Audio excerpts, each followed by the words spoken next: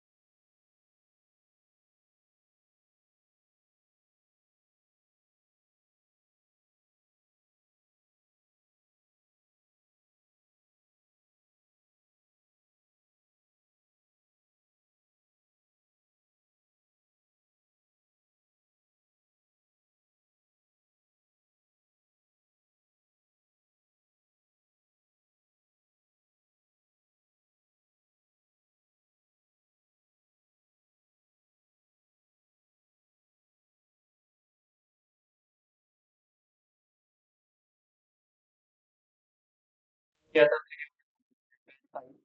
5 से डिवाइड कर देंगे तो कितना आया था हमारा ये, 36,000 का लॉस आया था, तो हमने डेबिट में लिख दिया था टू स्टॉक 36,000। डेबिट में लिखना था ना, क्योंकि लॉस है हमें। आगे क्या लिखा हुआ है, ये पॉइंट भी हमने कर लिया था, ऑल डेटर्स आर गुड। इसका मतलब क्या था, जो भी प्रोविजन हमको दे रखी होगी वो हम हटा देंगे, और प्रोविजन हटाना मतलब फायदा हमारे लिए वो क्रेडिट साइड में आएगा प्रोविजन को। उसके बाद दो पॉइंट ये किए थे हमने, ये भी इंपॉर्टेंट पॉइंट्स हैं। Furniture, value of furniture is to be reduced by 20,000। Furniture की वैल्यू कम कर दो, कितने से कम कर दो, 20,000 से। तो ये सीधा सीधा हमको लोग कितने का दे रखा है, 20,000 का लोग दे रखा है, तो to furniture 20,000। Value of furniture second is to be reduced to 20,000। इसका मतलब है 20,000 पे ले आओ फर्नीचर की वैल्यू, तो लॉस निकालना पड़ेगा यहाँ पे।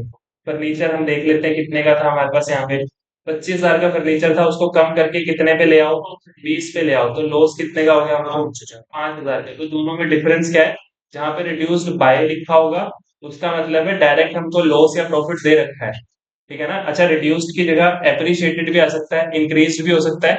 इंक्रीज्ड बाय 20,000 तो मतलब 20,000 का प्रॉफिट, इंक्रीज्ड टू 20,000 तो वहां पे देखना पड़ेगा प्रॉफिट कितने का होगा। हाँ, तो वहां पे हमको क्या निकालना पड़ेगा, प्रॉफिट वहां पे निकालना पड़ेगा। इस केस में लॉस कितने का हो रहा था, 5,000 का। इस केस में लॉस कितने का हो रहा था, 20,000। दोनों ही चीजें डेबिट में है क्योंकि रिड्यूस हो रही है, तो दोनों में लॉस है। सेकंड में बोला, अगले में बोला हुआ पेटेंट्स आर वैल्यूलेस, पेटेंट्स की कोई वैल्यू नहीं है, तो उसको क्या कर दो, हटा दो बुक्स में से। तो ये लॉस हो गया हमारा टू पेटेंट 75। यहाँ तक के पॉइंट्स हमने कर लिए थे। अब ये करना है, ये नहीं हुआ था, नहीं ये वाला वही, मेरे को याद है ना, ये वाला आ गया था तो मैंने रुक गया। यहाँ तक हुआ था हमारा, उसके बाद ये वाला यहाँ से शुरू करना है हमको। कोई ना, अगर हो भी गया था कोई तो फिर से कर लेंगे। ये कौन सा है, 13th है ये। इसमें क्या बोला हुआ है, bad debts amounting two rupee. अच्छा, पहले तो कौन से डेटर्स की बात हो रही है, सेकंड वाले डेटर की बात हो रही है। बैलेंस शीट पे चलते हैं, देख लेते हैं उसका क्या लिखा हुआ है।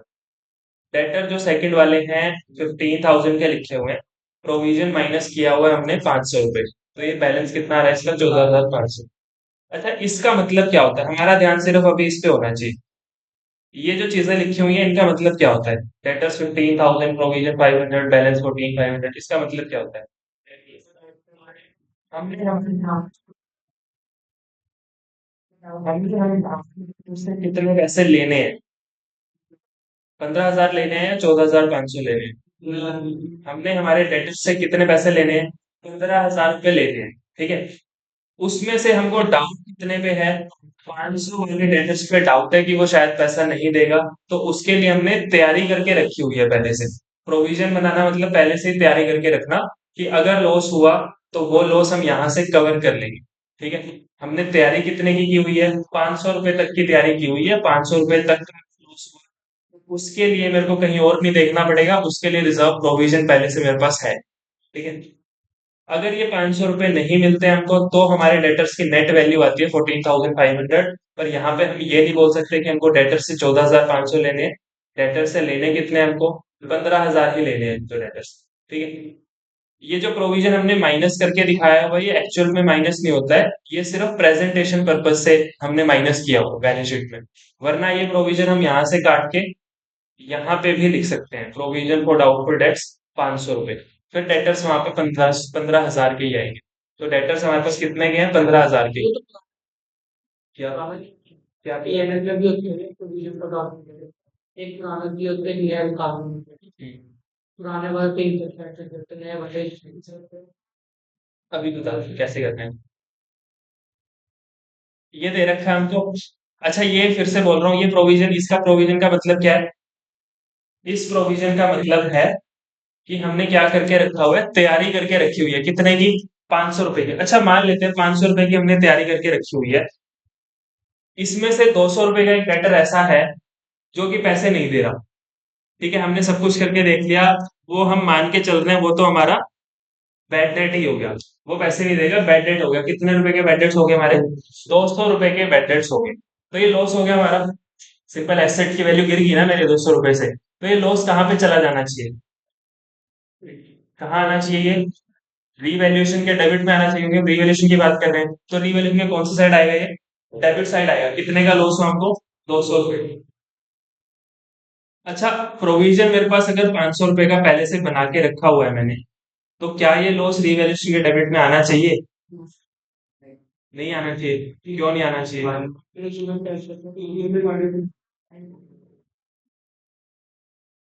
अच्छा अगर मैं 200 रुपए का अगर मेरे को लॉस हुआ, वो भी अगर मेरे को रिवॉल्यूशन के डेबिट में डालना पड़ रहा है, तो ये प्रोविजन किस काम का फिर, हमने प्रोविजन बनाया ही किस लिए था, ताकि वो लॉस हमको बाद में ना उठाना पड़े, ठीक है ना, जो 200 रुपए का हमको लॉस हुआ है, वो लॉस मैं कहीं और नहीं देखूंगा, उस लॉस को पूरा करने के लिए फिर मैं किसकी तरफ देखूंगा, इसकी तरफ देखूंगा। अच्छा, ये कुछ कुछ ऐसा ही है, हमने वर्कमैन को कॉम्पनसेशन के लिए रिजर्व बनाया हुआ कितने का, 2,30,000 का, अगर वर्कर्स क्लेम मांगने आते हैं, मान लेते हैं 2 लाख रुपए का क्लेम मांगने आते हैं, तो क्या मैं रिवैल्यूएशन से दूंगा वो क्लेम,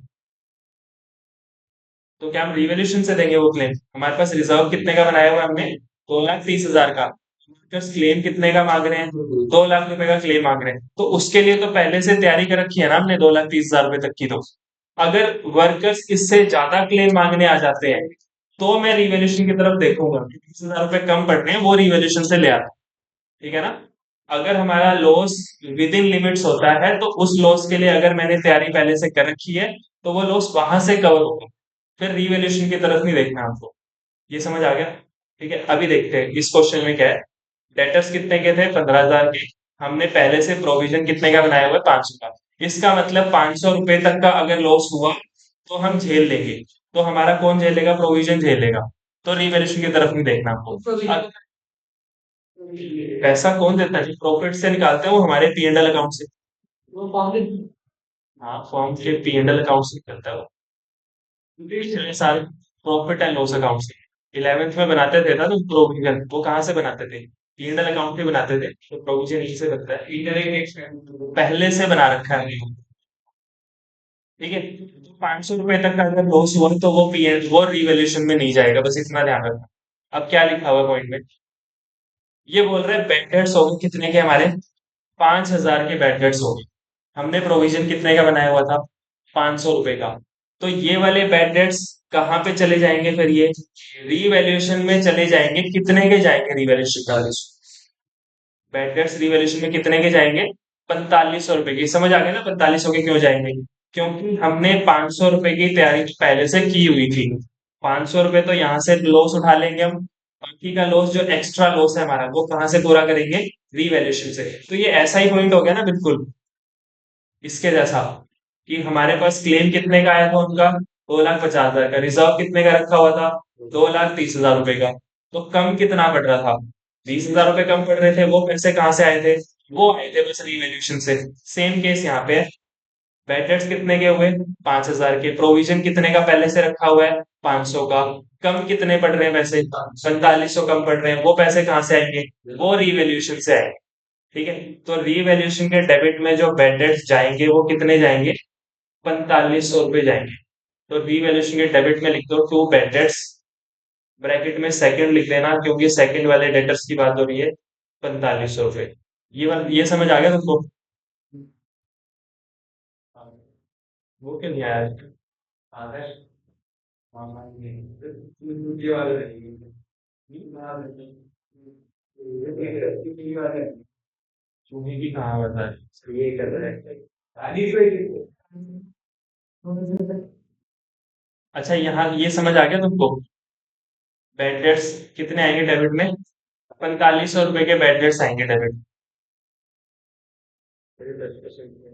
हाँ अभी आते हैं उस पे, अच्छा ये 4,500 रुपए जब मैंने उसके रिवैल्यूएशन डेबिट में डाल दिया, प्रोविजन कितने का बचा हुआ हमारे पास, करंट सिचुएशन क्या है, डेटर्स कितने के हैं हमारे पास, अब कितने के हो गए डेटर्स, मैंने डेटर से कितने लेने थे, 15,000 लेने थे, कितने बैड डेट्स हो गए, बैड डेट्स 4,500 के हुए हैं या बैड डेट्स 5,000 के हुए हैं,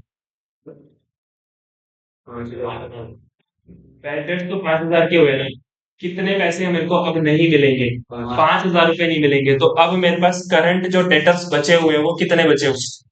तो यहाँ पे ये मैं बोल सकता हूँ ना कि अब हमारे पास जो डेटर्स हैं वो कितने के हैं, वो 15,000 में से 5,000 मैं माइनस कर दूंगा बैड डेट्स के। तो अब डेटर से कितने लेने हैं, 10,000 लेने हैं। ठीक है।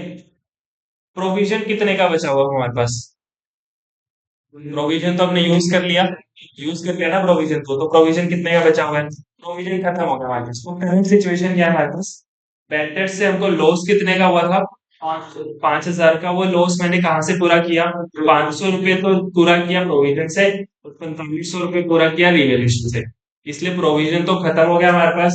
और डेटर्स कितने के बच गए हमारे पास, डेटर्स बच गए अब हमारे पास 10,000। यहाँ तक पहुंच गए हम। अब आगे बढ़ते हैं, क्या लिखा हुआ है, आगे लिखा हुआ है provision for doubtful debts is to be made at 10%। बोल रहे हैं 10% का प्रोविजन बना लो, आगे के लिए तैयारी कर लो। पहले प्रोविजन बना लेते हैं। मैंने कल क्या बोला था, अगर प्रोविजन बनाना है तो रिवैल्यूएशन के डेबिट में आएगा, क्योंकि वो नुकसान होता है हमारे लिए। अगर प्रोविजन कम करना होता है तो वो रिवैल्यूएशन के क्रेडिट में आता है। ठीक है। जो पहले वाले डेटर्स थे वो तो अच्छे थे, तो उनका प्रोविजन हमने हटा दिया था, क्रेडिट में डाल दिया था। ये वाले अच्छे नहीं है, तो इनके लिए प्रोविजन बनाना पड़ेगा। वो कौन सी साइड बनेगा, डेबिट साइड बनेगा। तो कितने का प्रोविजन बनाना है, 10%। ये किसका 10% होता है, जो डेटर्स हमारे पास सब बचे हुए हैं उसका 10%। कितना हो गया, 1,000 रुपए। तो 10,000 का 10%, बैड डेट का नहीं करता है। नहीं उसका डेबिट साइड में, क्योंकि लॉस है ना हमारे लिए। प्रोविजन बनाना मतलब प्रॉफिट में से पैसे निकाल के रखना। तो to provision for doubtful debts कितना, एक सेकेंड। कितना होगा, 1,000 रुपये। To provision for doubtful debts 1,000। ये समझ आ गया।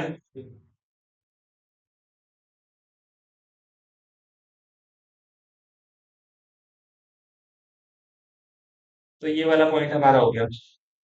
अच्छा, इसके अंदर ना और भी पॉइंट्स, इसके और भी केसेस बन सकते हैं। केसेस क्या बन सकते हैं, चलो एक केस और कर लेते हैं।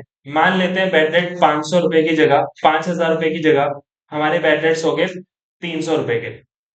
मान लेते हैं बैड डेट्स कितने हो गए हमारे पास, 300 के बैड डेट्स हो गए। डेटर्स कितने लिखे हुए हैं बैलेंस शीट में, डेटर्स लिखे हुए थे 15,000 के।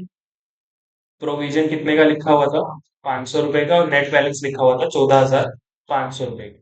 ठीक है, ये लिखा हुआ था वहां पे। और बैड डेट्स कितने हो गए, 300।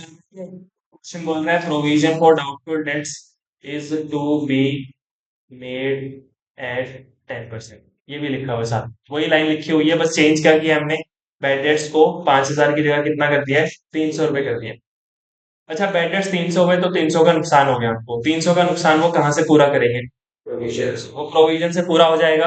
प्रोविजन में से पैसा बच भी जाएगा। कितने का प्रोविजन बच जाएगा, 200 रुपए का प्रोविजन बच जाएगा। क्या ये बैड डेट्स जो है वो रिवैल्यूएशन में आएंगे, नहीं आएंगे। क्यों नहीं आएंगे, क्योंकि ये लॉस हमने पहले ही कहाँ से कवर कर लिया, प्रोविजन से कवर कर लिया। तो अब याद रखना कि प्रोविजन वाली बैड डेट्स वाली अमाउंट रिवैल्यूएशन में तभी जाती है अगर प्रोविजन से कवर नहीं कर पाता हूं तो। ठीक है, अगर वो लॉस हम प्रोविजन से कवर कर सकते हैं तो वो बैड डेट्स वाली अमाउंट फिर रिवैल्यूएशन में नहीं जाएगी। तो अभी रिवैल्यूएशन हमने कुछ नहीं लिखा अभी तक। प्रोविजन कट के कितना बच गया हमारे पास, 200 का प्रोविजन बचा हुआ है। डेटर्स कितने बचे हुए हैं, डेटर्स बैड डेट्स कितने के हो गए थे हमको, 300 रुपए के। तो अब डेटर से कितने पैसे लेने हैं हमको, 14,700 रुपए लेने हैं। और करंट प्रोविजन हमारे पास कितने का बचा हुआ है, 200 का। ये अभी हमारे पास सिचुएशन है। और रीवैल्यूएशन में अभी तक हमने कुछ भी नहीं लिखा है। ठीक है, आगे बोला हुआ है provision for doubtful debts is to be made at 10%। हमको प्रोविजन कितने का मेंटेन करना है, 10% का मेंटेन करना है। तो प्रोविजन वो किसका बनता है, 10%। इसका 10% बनाते हैं, तो इसका 10% अगर बनाएंगे तो कितना बनेगा वो, 1,470 रुपए का प्रोविजन हमको चाहिए। अब प्रोविजन कितने का चाहिए हमको, 1,470 का। पहले से प्रोविजन हमारे पास कितने का रखा हुआ है, 200 का प्रोविजन पहले से रखा हुआ है। तो कितने का प्रोविजन हमको और बनाना पड़ेगा, समझ आया। अच्छा, यहाँ यहाँ तक समझ आ गया कि बैड डेट्स वाली 300 है वो हमने कहाँ से पूरे किए, प्रोविजन से पूरे कर लिए। प्रोविजन कितने का बच गया, 200 का बच गया। डेटर्स कितने के हैं? 14,700 के डेटर्स हैं। मतलब अभी अगर मैं इसको हटा दूं तो इसका मतलब क्या बनता है? डेटर से मेरे को लेने हैं 14,700 रुपए, और प्रोविजन पहले से मैंने तैयारी कितने की करी हुई है? 200 रुपए की तैयारी। 200 रुपए की तैयारी पहले से मैंने की हुई है। प्रोविजन कितने का है हमारे पास? 200 रुपए का। हमको हो सकता है ना इनके ऊपर और डाउट हो कि 14,700 में से हमको कुछ लोगों पे अभी भी डाउट है कि वो पैसा देंगे या नहीं देंगे, पता नहीं, डाउट है। अगर डाउट है तो हमको तैयारी कर लेनी चाहिए, उसके लिए भी कर लेनी चाहिए ना। हमको डाउट है इसमें से जो 10% लोग हैं वो पैसा नहीं देंगे। 14,700 में से हमको कितने पे डाउट है? 1,470 रुपए पे डाउट है कि वो पैसा हमको नहीं मिलेगा। ठीक है, तो इसके लिए क्या कर लेनी चाहिए? हमको तैयारी कर लेनी चाहिए। इसके लिए तैयारी कर लेनी चाहिए, इसका मतलब क्या होता है? प्रोविजन बना लेना चाहिए हमको 1470 का। क्वेश्चन में यही लिखा हुआ है। प्रोविजन कितना बना लो? 10% का प्रोविजन बना लो। हम इसका 10% निकालते हैं तो कितना बनता है? वो 1470 बनता है। हम क्या बोलेंगे फिर? हमने पहले से हमारे पास कितने का प्रोविजन रखा हुआ है? 200 का रखा हुआ है, तो क्या फिर से 1470 का और प्रोविजन बनाएंगे? नहीं, प्रोविजन कितने का और बनाना पड़ेगा? 1270 का प्रोविजन हमको और बनाना पड़ेगा। ठीक है, ये समझ आ गया ना? प्रोविजन हमको इतना नहीं बनाना पड़ेगा क्योंकि पहले से रखा हुआ है 200 का प्रोविजन। तो कितने का प्रोविजन? हाँ, तो अभी भी क्या होगा? प्रोविजन बनाना ही है। कितने का कम पड़ रहा है ना? प्रोविजन कितने का कम पड़ रहा है? 1270 रुपए कम पड़ रहे हैं। तो ये प्रोविजन कहाँ से बनेगा? ये बनेगा रीवैल्यूएशन के debit side to provision for doubtful debts. कितना? 1270। तो उसके लिए बैड डेट थे 45 बैड डेट जो थे वो 4500 की कहाँ थे? 5,000 के थे। हाँ, लॉस था वो तो 300 माइनस। इसमें से 300 क्यों माइनस किया? हाँ, बैड डेट्स का मतलब क्या होता है? और बैड डेट्स, डेट्स हम शॉर्ट में बोलते हैं डेटर्स को। डेटर्स को शॉर्ट में हम डेट्स बोलते हैं। तो ये बैड डेट्स का मतलब है वो वाले डेटर्स जो अच्छे नहीं है, मतलब वो पैसा नहीं देंगे हमको। तो हमने शुरू में मैंने तुमको क्या बोला था? ये शुरू करने से पहले मैंने तुमको ये समझाया था कि इसका मतलब क्या है। इसका मतलब है हमको डेटर से कितने लेने हैं? 15,000 रुपए लेने हैं। यही बोला था ना? डेटर से कितने लेने हैं? 15,000 रुपए। अगर 300 के बैड डेट्स हो गए उसमें से, तो अब कितने लेने हैं डेटर से? 14,700 रुपए लेने हैं, तो इसलिए 300 रुपए तो माइनस करना पड़ेगा इसमें से। सर बैड डेट्स 500 होता है ये वो भी केस। अच्छा, यहाँ ये समझ आ गया? ये वाला समझ आ गया? 1270। अगर मैं 1270 का प्रोविजन बना लूंगा, प्रोविजन कितने का हो जाएगा हमारे पास फिर? 1470। क्या चीज? यहाँ पे डेबिट नहीं क्यों किया 1270 को? क्योंकि प्रोविजन हमको बनाना है। और हम हमारे पास प्रोविजन कम पड़ रहा है, तो बनाना पड़ेगा।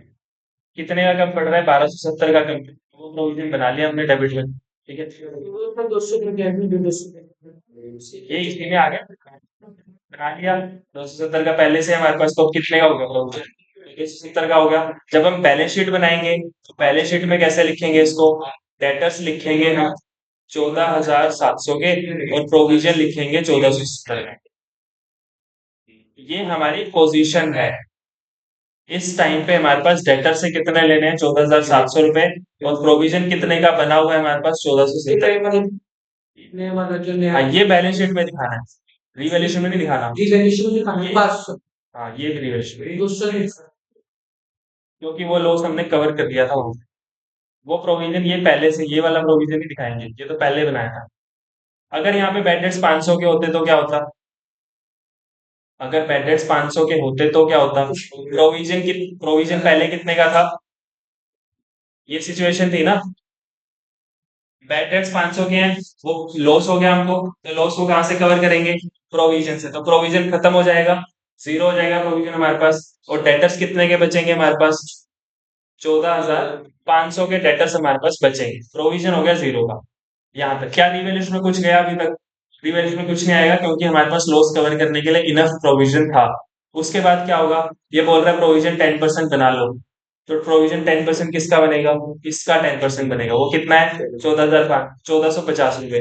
तो 1450 का प्रोविजन हमारे पास होना चाहिए। क्या अभी हमारे पास कोई प्रोविजन है, नहीं, तो हमको सारा का सारा प्रोविजन बनाना पड़ेगा। तो प्रोविजन कितना बनेगा फिर, 1450 बनाने को ये बोल रहा है।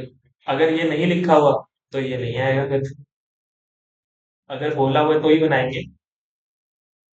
अगर क्वेश्चन में बोला हुआ प्रोविजन बनाना है तो बनाना है, नहीं बनाना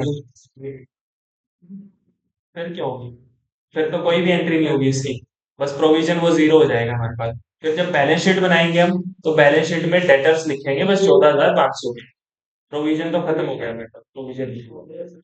अच्छा, इतना टाइम नहीं वेस्ट करना था इसके ऊपर आपको। अब क्वेश्चंस में आएगा अगर ये, तब देखेंगे वहां पे आएगा, कहीं ना कहीं तो आएगा। हमारा कहाँ तक हो गया, बैड डेट्स वाली होगी थी हमारी, ये होगी थी। अगला देखो, अगले में क्या बोला हुआ है, create provision for doubtful dates and 10% on debtors. Simple क्या बोला हुआ है, डेटर्स पे 10% का प्रोविजन बना लो। इसका मतलब हमको डाउट हो रहा होगा और डेटर्स के ऊपर प्रोविजन बनाना है, तो वो कहाँ से बनता है, रीवैल्यूएशन के स्टैंडर्ड टाइम से बनता है। तो डेबिट साइड से बना लेंगे, कितने का प्रोविजन बनाना है, 10%। डेटर्स थ्री कितने के थे, 18,000 के थे, इसमें 10% का प्रोविजन बना लो, 1,800 रुपए का provision. To provision for doubtful debts, debit में आ जाएगा 1,800। हो गया, ये थर्ड, ये भी हो गया हमारा। उसके बाद 15, हाँ,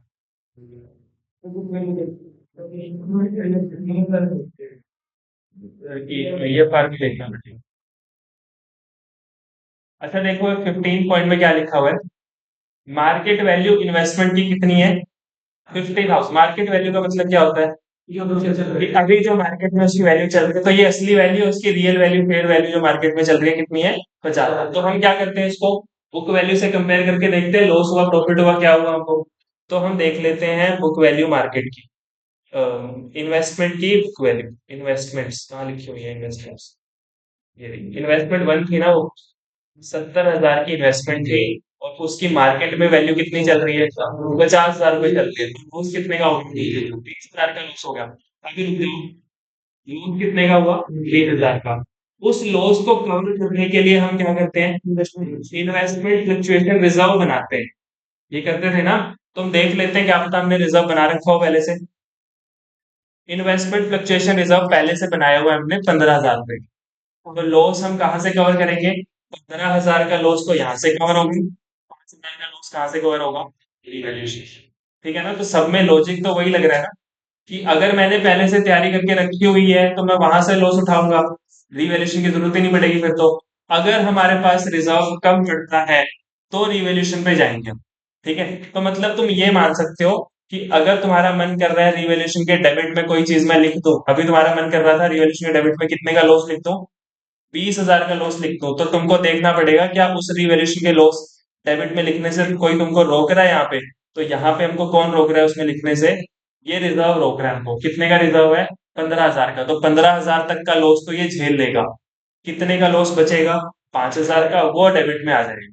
तो टू इन्वेस्टमेंट्स अकाउंट 5,000 रुपए।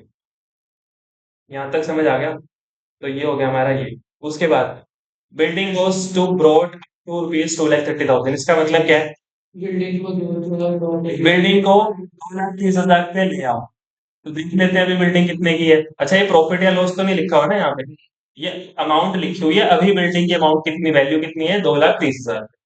तो बिल्डिंग बिल्डिंग बिल्डिंग theory कितने की थी, फर्स्ट बिल्डिंग ही थी क्या वो, बिल्डिंग उसमें लिखा हुआ है यहाँ पे। इससे पहले कोई बिल्डिंग का पॉइंट था, कहाँ पे था, यहाँ पे बिल्डिंग कौन सी, सेकंड लिख, building second was brought up to 2,30,000। तो बिल्डिंग सेकंड कितने की थी, 2 लाख रुपए की। कितने पे ले आओ उसको, 2,30 पे। तो प्रॉफिट हो गया, लॉस हो गया, प्रॉफिट हो गया हमको कितने का, 30,000 रुपए का। तो बाय बिल्डिंग सेकंड अकाउंट 30,000 रुपए का प्रॉफिट हो गया।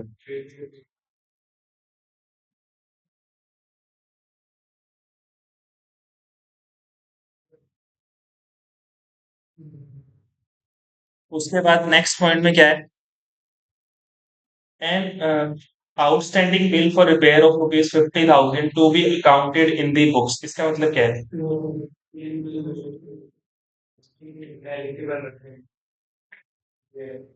मतलब बुक के अंदर इसका मतलब हमने एक आउटस्टैंडिंग बिल था हमारा रिपेयर का, उसने लिखा नहीं हुआ है बुक में, उसको अब लिख दो, तो ये हमारा लाइबिलिटी है, अनरिकॉर्डेड लाइबिलिटी है, तो ये हमारा क्या है, लॉस है हमारे लिए, लॉस है तो डेबिट में आ जाएगा। To outstanding bill for repair 50,000।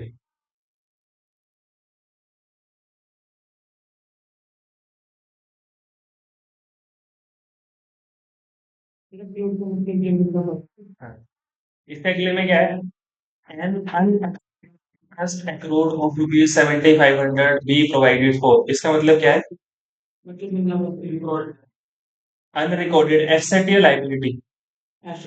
Interest accrued का मतलब क्या होता है, जो हमने इंटरेस्ट कमा लिया है पर हमको मिला नहीं है, तो क्या है हमारे लिए, एसेट, एसेट है ना ये हमारे लिए, जो हमने कमा लिया है पर मिला नहीं है, तो बाद में मिलेगा, मिलेगा तो क्या है, एसेट है।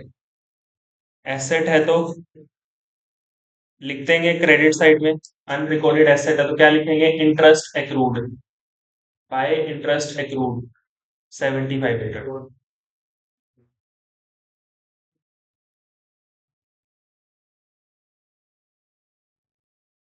हो गया, लास्ट में क्या लिखा हुआ है, a liability for a claim included in creditor's second for rupees 10,000 was settled at 8,000। 2,000 का फायदा हो गया, क्रेडिटर को देने कितने थे, 10,000, कितने में सेटल कर दिया, 8,000 में, तो 2,000 का फायदा हो गया, क्रेडिट साइड में लिख देंगे बाय क्रेडिटर्स टू अकाउंट 2,000 में।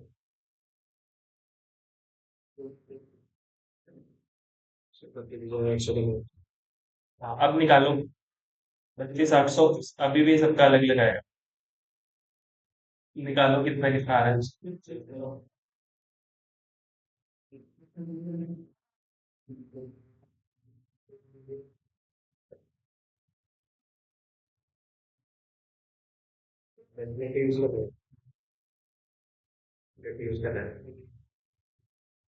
इतनी तो खुद से हो जानी चाहिए, ज्यादा कैलकुलेशन थोड़ी है, पेपर में थोड़ी मिलेगा कैलकुलेटर।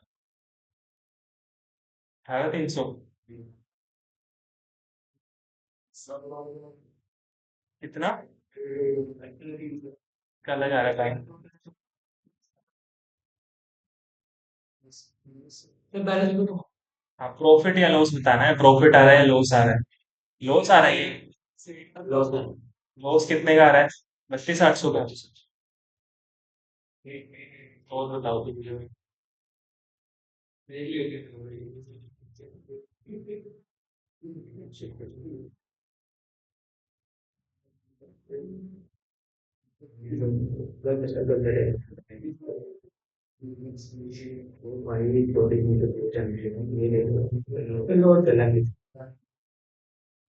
लॉस कितने का, छब्बीस और 32,800,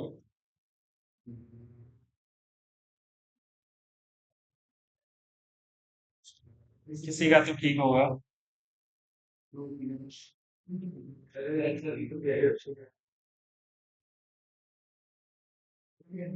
मैंने तो किया नहीं, लॉस प्रॉफिट है,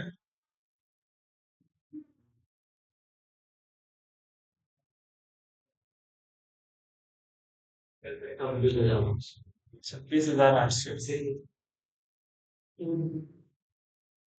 लॉस दो लोगों का 26,000।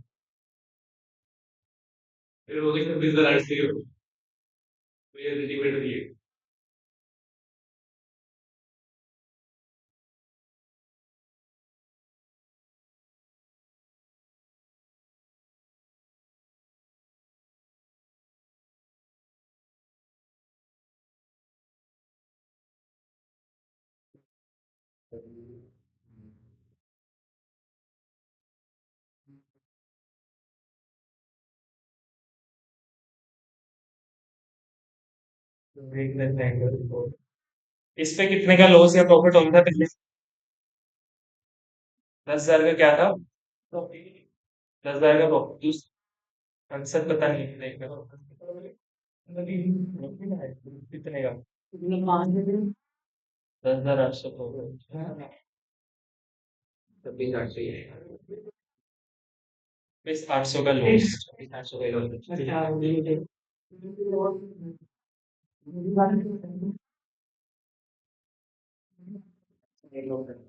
तो ये वाला आंसर लग रहा है ज्यादा। ये जरा ये अब मैं अपना डिस्क्रिप्शन चेक कर दूँ सब पेज आंसर। एक बार देख लेते हैं इस पे दूसरे में भी क्या हो। 5,000 नोट्स था।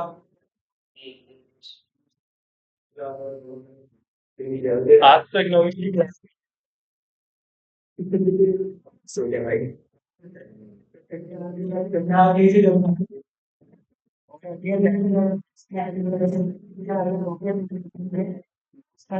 का 20,000 का प्रॉफिट था। 30,000 के माइनस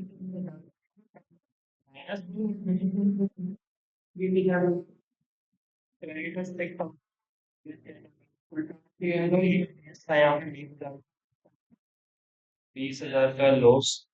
फिर वैल्यू ऑफ लैंड भी एप्रिशिएटेड बाय 10%। कितने का प्रॉफिट? 70,000 का प्रॉफिट था। लैंड एप्रिशिएटेड अबाउट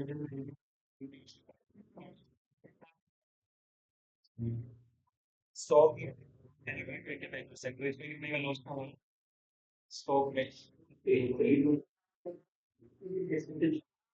100 फर्स्ट उसके बाद ओल्ड डेटर सर्विस प्रोविजन 1,000 रुपये का है।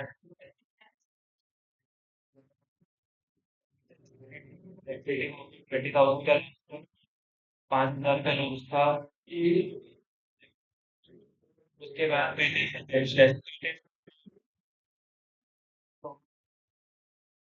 फिर बैड डेट्स 5,000 के थे और हमारे पास प्रोविजन था 4,500 का लॉस ठीक था। फिर हमने प्रोविजन भी बनाया था 10% का। कितने का प्रोविजन था? 1,000 रुपये का प्रोविजन था। क्रिएट अ प्रोविजन इस पे 1,800 का प्रोविजन बनाया था हमने। उसके बाद मार्केट वैल्यू इन्वेस्टमेंट की 50,000 की थी। 5,000 का लॉस शायद यहाँ पे था। बिल्डिंग को प्लॉट अप टू 230 था। 2 लाख की बिल्डिंग थी। 20,000 रुपये का यहाँ पे प्रॉफिट था। आउटस्टैंडिंग बिल फॉर रिपेयर 50,000 का लॉस था। 7,500 रुपये का इंटरेस्ट एक्रूड ये फायदा था। लाइबिलिटी क्लेम की थी 8,000 2,000 रुपये का है हमारा।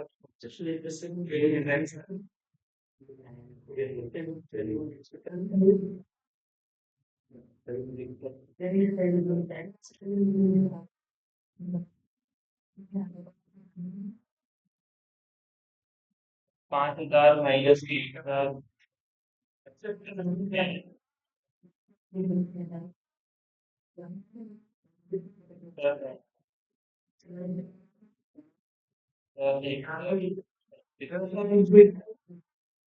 बीस हजार 25,000 बीस 800 33 33 एक 1,800 2,205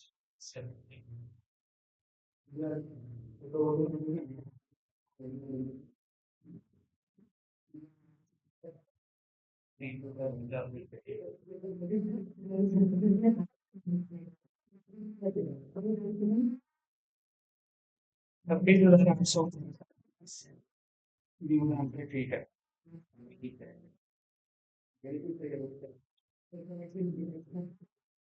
बोथ साइड सेम आती है।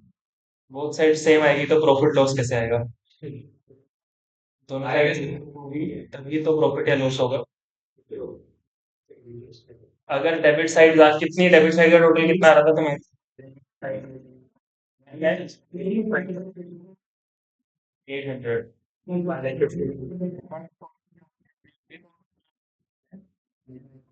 59,000। तो यहाँ 259 लिख देते हैं दोनों साइड इक्वल लिख देते हैं और बाय लोन डिफरेंस यहाँ पे लिख देते हैं, लोन कितने का हो गया 36,000।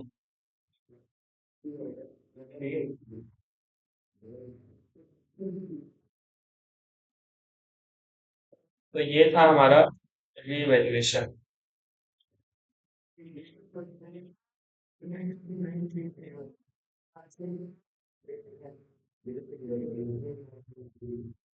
अच्छा, हमारे सारे टॉपिक्स हो गए उसके।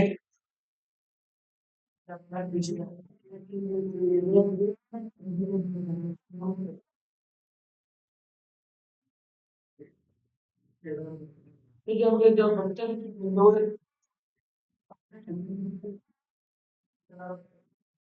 जब मिल लिए ना सब पढ़ता है जो जो हमने सीखा है। ये पहले शीट में हमने क्या किया? ये तो क्वेश्चन प्रैक्टिकल लिख के अभी क्लास में मैं एनिमेशन में क्या मिलता है?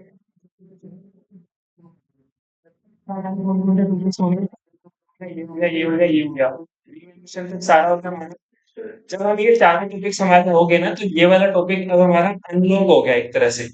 इसमें हमको नया नहीं सीखना है कुछ भी। जो अभी तक हमने किया है वो सारी चीजें भी इसके अंदर यूज होगी। अभी तक जो भी हमने सीखा है यहाँ पे वो सब कुछ यूज होगा भी इसमें, कैपिटल अकाउंट बनाने में और बैलेंस शीट बनाने में। ठीक है। तो यहाँ पे जो क्वेश्चन हमारे पास आएगा ना, वो तीन चीजें बनाने के लिए बोलेगा हमको। एक तो रिवैल्यूएशन अकाउंट बनाने के लिए बोलेगा, एक कैपिटल अकाउंट बनाने के लिए बोलेगा, और एक बैलेंस शीट बनाने के लिए बोलेगा। तो ये तीन चीजें हमको पहले से आती हैं। रिवैल्यूएशन अकाउंट आता है, कैपिटल अकाउंट हम पहले चैप्टर में सीख के आए हैं बनाना, और बैलेंस शीट तो हमको पहले से ही आती है। तो ये तीन चीजें हमको बनानी है। तो यहाँ पे जितनी चीजें इसमें यूज होंगी वो सारी आती हैं। तो उसको अप्लाई कैसे करना है, उसको बैलेंस शीट या कैपिटल में कैसे लिखना है, वो चीजें अब हम देख लेंगे साथ में। ठीक है। तो हम एक काम करते हैं, एक क्वेश्चन देख लेते हैं।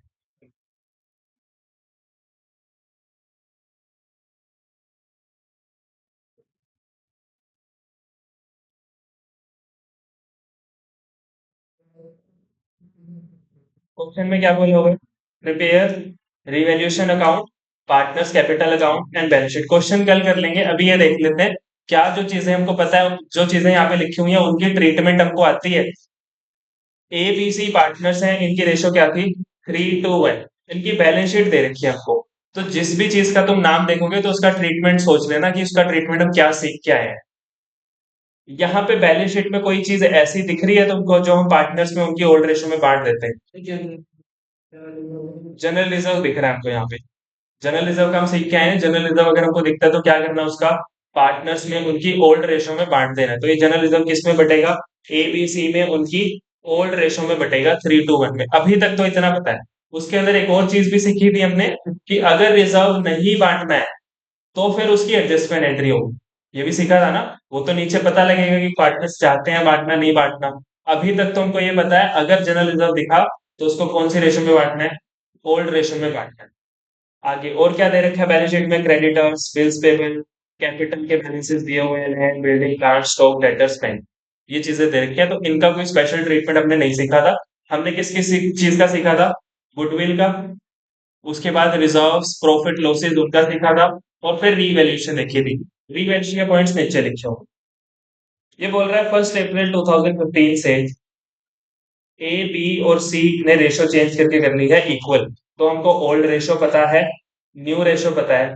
अगर हमको जरूरत पड़ी सैक्रिफाइस और गेन की तो हम निकाल लेंगे ओल्ड माइनस न्यू करके।